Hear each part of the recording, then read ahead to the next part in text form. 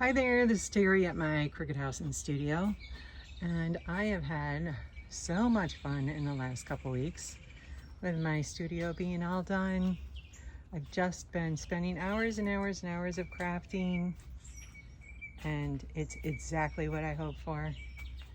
Just lots of time with good old movies and just relearning some old things that I used to know that it's been a long time since I've done. But so I got everything all kind of on a cute little display out here. This table obviously does not stay out here. I just brought it out here to get everything together that I made. And it's all about crows and pumpkins. So the reason why I had to do this is just because if I don't, I have to narrow things down. Because if I just try to pick, oh, cute fall things or something, no, too many ideas, too many things to do. So I had made this crow, this paper mache crow here. I had started with that. So I thought, all right, I'm just gonna do everything crows, and boy, that really helps me out a lot. You know, I'm one who has like 19,000 pins on my Pinterest board, so you know it's hard to narrow things down.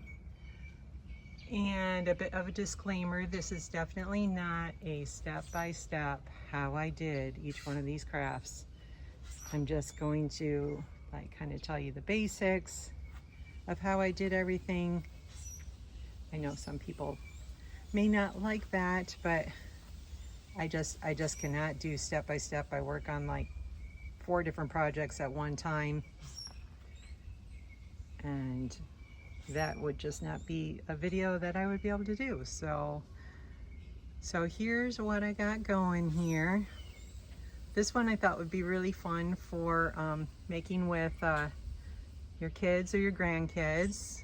These are just made out of paper with a little stuffing in there and hot glue. And then this is free motion sewing. All these different ones here, and it's been a long time since I've done that, so that was really fun to do. And I'll show you when we get in the studio. I'll show you more details and everything, kind of like a show and tell. That's kind of the way I think this video is going to go. This crow actually I painted years and years ago. That's a piece of that dock wood that's on that I have all over the ground in front of my potting bench. So this is a little spooky tree that I did, and these are paper mache pumpkins made with like aluminum foil and tape and paper mache. This is just a branch that I got out of my yard. We just had a big tree cut down. And of course I had to do morel mushrooms because I'm from Michigan. And we had morels all over our property, so my husband cut up a bunch of those rounds from the cedar tree we just got done. So these are also, the pumpkins are paper mache, and then I made the leaves with, that's just made with grocery bags. I'm going to show you how I did that. Here's a little sign I painted. Another one of that crow back there is done with just paper and glued a little material on there. And then, like I said, this is a big paper mache crow that I did. And just added the like crystal detail on there. And then I think this is my favorite piece. Okay, so as I was going down to show you my nest, I forgot these guys. So I had to take all my pictures all over again. Yeah, I'm still a newbie at this, that's for sure. But this is one of my favorite things here that I made. So I made this nest from just the tree branches that we had in the yard there. And actually too, yesterday I was hunting around for something, and I seen some feathers on the ground. Thankfully, not anything dead, just some random feathers, and threw those in there. And then these are some other crows that I did. Just used bamboo stakes on there, which I have a ton of bamboo. So that was easy to do and nice and strong. And those are just, yeah, this is all just made, all of my pieces there, that's just made with old drop cloth, all painted up. So I think, oh, the only other thing there that I did was just that little crow on a stick, and that was done with that air dry clay. DAS or DAS air dry clay. So I think that's everything. So we'll go in the studio and I'll show you what I can and how I did each of these guys. And I hope you enjoy the video. Okay, so I hope you guys are going to bear with me here because I have no fancy equipment. There's nothing overhead. You're just on a tripod here. And so let's just see how this all goes. All right, so here's a bit of close-up of the pumpkins here. Again, just done with paper mache. And if you see my last video, I did talk about a gal whose videos that I watched, Where the Gnomes Live, it's called. And she's going to give you a way better instruction than I can ever do for you, for sure. But there's no link below. I don't know how to do that. I don't know if you're allowed to do that without asking permission. So just let you know her name there, and great instruction on there for sure. But so it's just started out with just aluminum foil, just a big ball of aluminum foil. Then I did the stem separate, and then you just tape it on.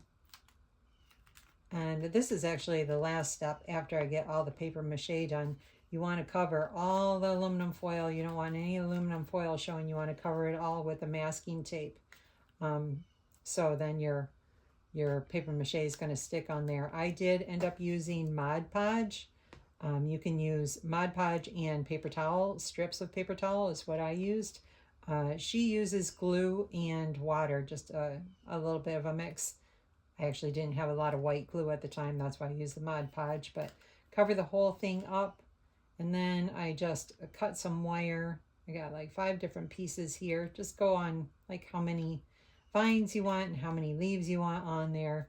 And I just put it all, you know, like put it all together at the bottom, and used my ice pick, put a hole in there. Like I said, this is after I did this last. After I did all the painting, I put this guys in there last.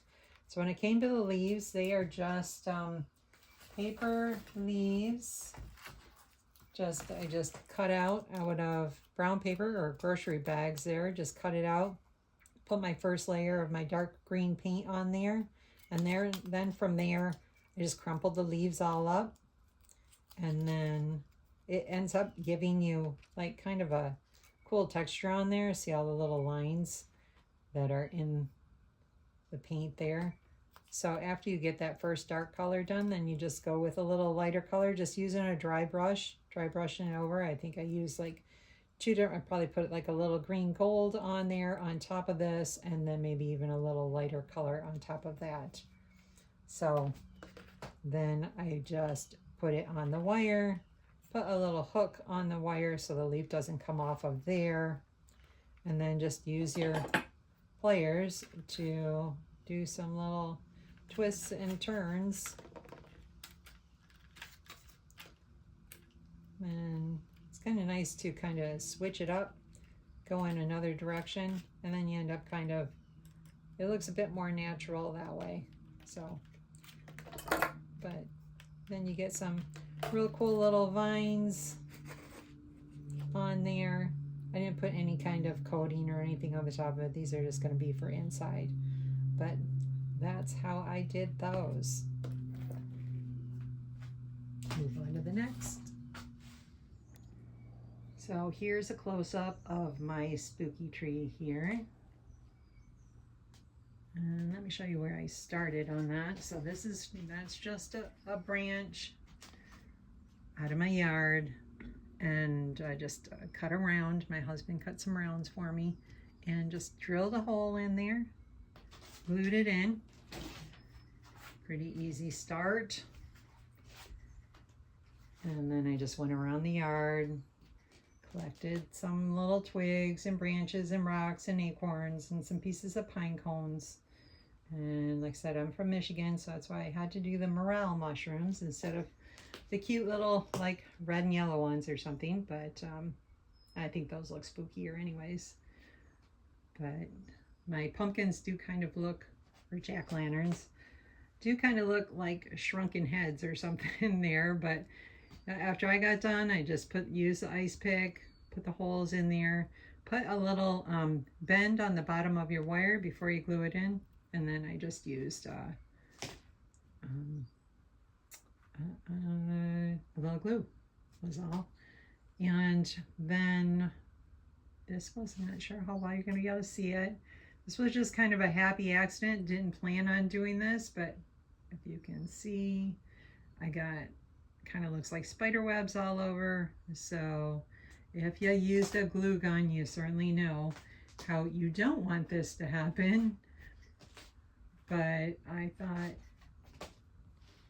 it'd be very cool for my tree here.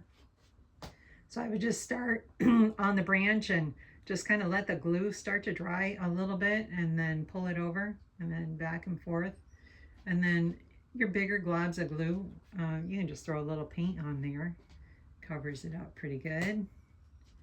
Then I just happen to have some black curling ribbon, which bought that at a estate sale a long time ago. Surprised I had any of that around. But that's a close-up of that.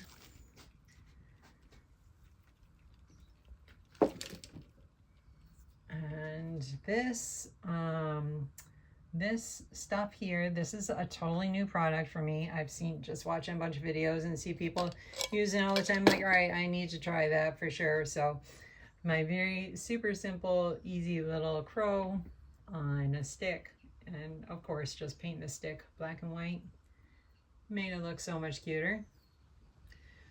When it comes to painting signs, definitely doing lettering, hand lettering is an art in itself. I mean, it can be very frustrating if you're trying to have all the same, all the like the spacing and all the letters all the same size. It can be very aggravating. So I just go and I start off with some watercolor pencils, and just start off with that, with my letters, make all the letters all different sizes, all different angles, kind of even like I went over, like get into the border, just make it look as wonky as possible. And then it ends up, at least to me, I think it looks really cute. I like that a lot. So I did use too, another thing is just using some good markers. That makes it a lot easier too when it comes to filling in the letters rather than having to hand paint everything. And these markers I've been very happy with. So again, my paper mache, same technique. This did take me a long time though. I mean, I don't know how many hours I got into this, probably 3 or 4 hours at least, doing this raven or crow. And I just ended up started with black. Then I just did some dry brushing with some purple and blue. Certainly not ready to do any fancy eyes yet, so just stuck with a button and put a hole through its beak with some fun gold wire and some crystals.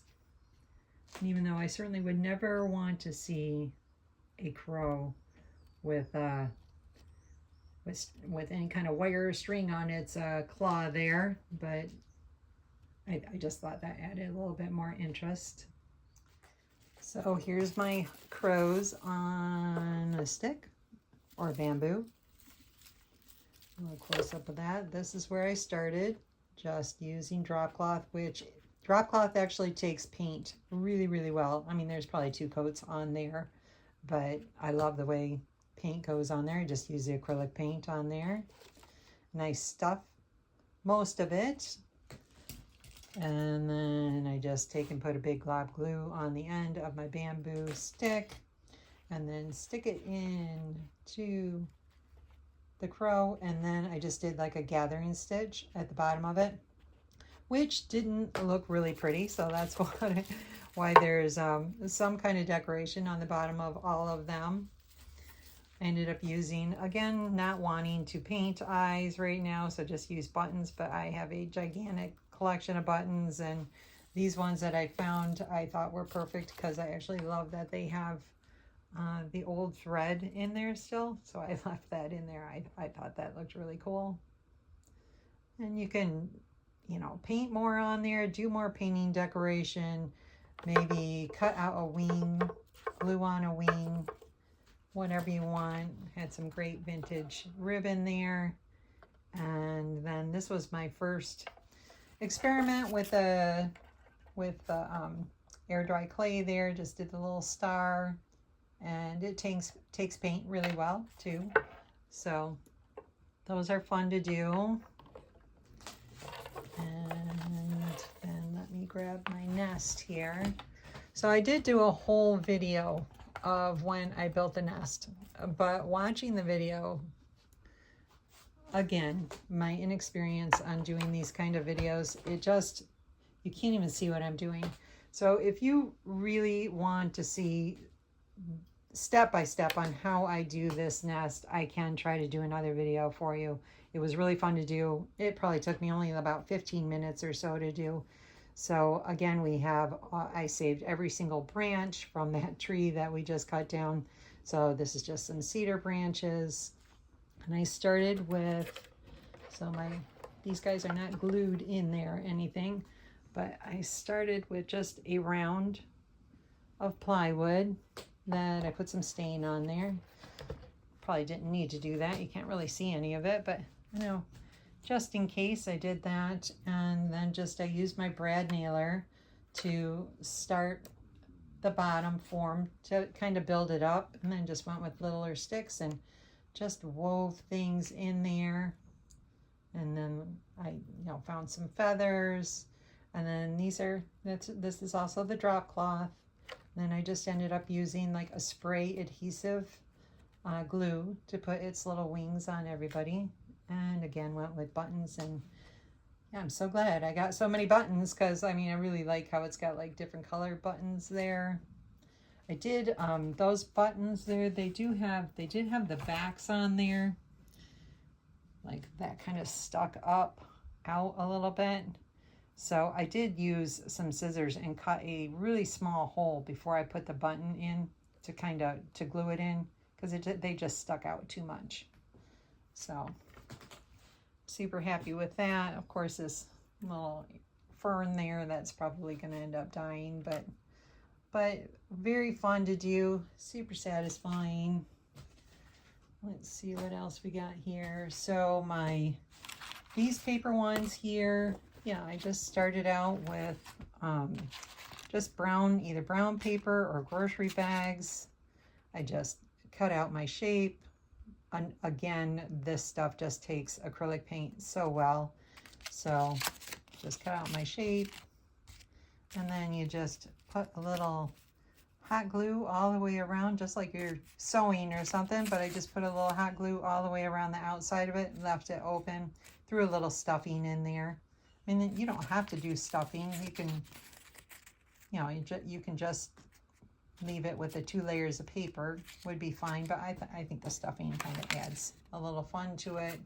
And then this one here, this is one of the first ones I did, so yeah, that looks really bad on the back there.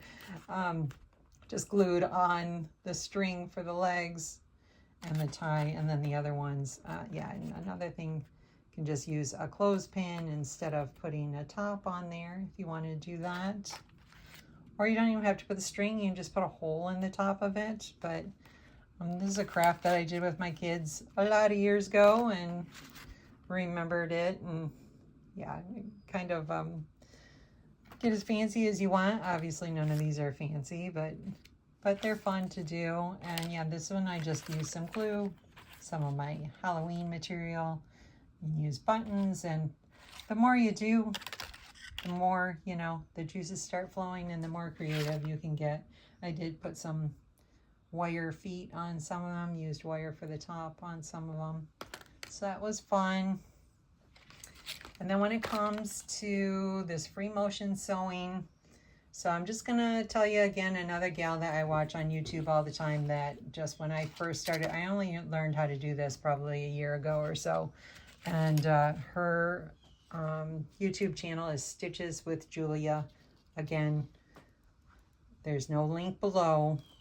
Just put in Stitches with Julia, you'll find her, and she has a wonderful instruction, tons of free motion sewing. And one of the only tips that I can give you on that is, well, first off, oh, here it is on here. So when I first got started, definitely when you're using a larger piece of material, that's going to be a little easier for you than just something small. And when it comes to just starting out too, it was really a lot easier for me to put these rings on here. You have the material flat on the back like that, and then it'll just fit underneath your foot. And it is a lot easier. It's just like kind of drawing with a sewing machine, and super forgiving. I always use lots of, you know, there's never just one single line of stitching. It's, you know, you just do 2 or 3, and so much fun to do. And like I said, she's got very good instruction on there.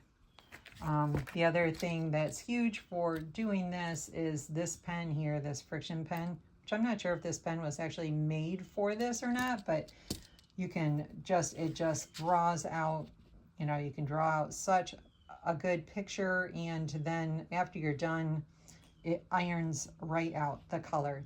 The ink just irons right out. It's really fabulous. So here's some, before I did these ones here and was happy with those, I just started doing a bunch of practicing. That one there kind of looks like it has ears. Yeah, you can take, and this one kind of looks more like a seagull than a crow, but you know, layers of material on there. This one here, that's actually an old feed bag, so I didn't even have to distress that and didn't have to put anything on there at all. And these were just some really good, like little, I think they were samples for like cupboards or something like that. I bought a bunch of these at a garage sale. This one here, this is just done with, I painted it after I got done, and that's just done with acrylic paint that I watered down. And again, 2 on the flowers there. And then, you know, yeah, once you start going, you just start thinking, get more and more creative. That's a little brown paper card, which I would use a different glue next time because that did get warped my card there a little bit. Then I have a bunch of these fun old price tags or something. So super fun to do. You can even sew like directly on the paper also, but then you're gonna have, you know, you're gonna have the stitches on the back there. So, and my raven here, which I have a bunch more of these actually out in my garage, you know, like some scarecrows and a ghost and some other fun ones that I did a long time ago. But so like I said, I know this is just the basics. If you do have any questions, feel free to ask me in the comment section there. And I'm just hoping that maybe I can just inspire you maybe to try something that you have never tried before. And I think my next subject is going to be cats and rats, or cats and mice. So like I said, I got to keep it my options lower for sure. So hey, thanks so much for joining me in this video, and I hope to see you at the next one.